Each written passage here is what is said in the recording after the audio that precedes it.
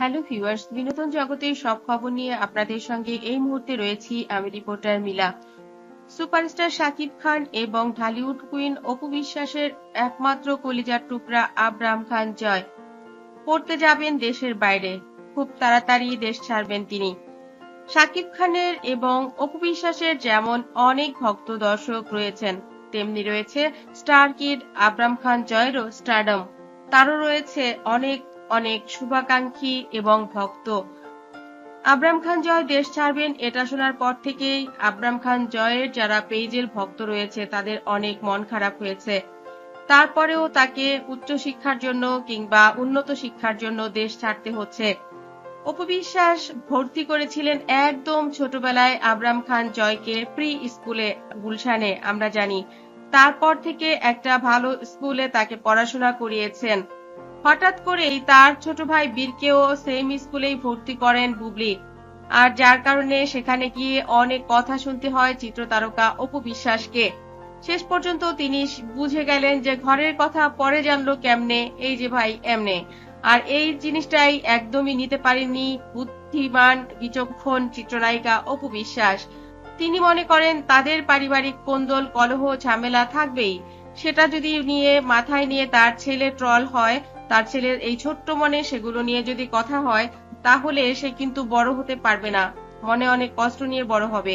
আর তাই তার জন্য যেহেতু উন্নত পড়াশোনার সুযোগ রয়েছে, সেই সুযোগ কাজে কেন লাগাবেন না। হয়তো নিজের একটু কষ্ট হবে, কিন্তু তারপরেও পরিবারকে তিনি বুঝিয়ে ফেলেছিলেন। শাকিব খানের মা বাবা একদমই রাজি ছিলেন না জয়কে বাইরে পাঠানোর, কিন্তু অপু বিশ্বাসই তাদের রাজি করিয়েছিলেন।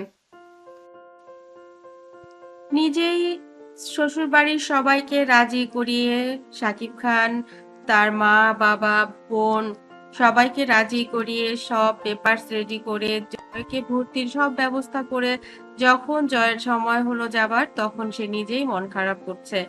এবার শাশুড়ি মা তাকে কি দিয়ে শান্ত করবেন?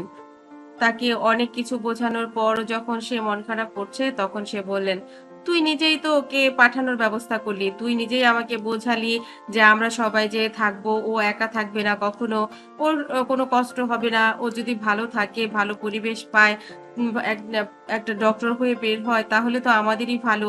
এত কিছু বুঝিয়ে আমাকে রাজি করিয়েছিস, আমি তো মন খারাপ করছি না। আমি তো আমার নাতির সঙ্গে বিদেশ যাবার জন্য একদম রেডি, বাক্স পেটটা সব গুছিয়ে রেখেছি। যখন যেতে হবে আমি আর তোর বাবা একদম রওনা দিয়ে দেব। আর তাছাড়া সাকিব নিজেও তো সবসময় যাবে আসবে, তুইও যাবি আসবি, আমরা তো এতগুলো মানুষ, সাথে মনি আছে। তাহলে তোর এত মন খারাপের কারণটা কি?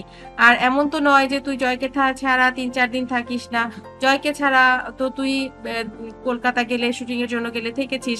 এখনো যদি সিঙ্গাপুর কিংবা দেশের বাইরে কোথাও শুটিং থাকে, তুই সাকিব যাচ্ছিস। তাহলে এরকম ভাবে মন খারাপ করে আমার মনটা খারাপ করে কেন দিচ্ছিস? আমি কিন্তু এখন খুব বকবো তোকে।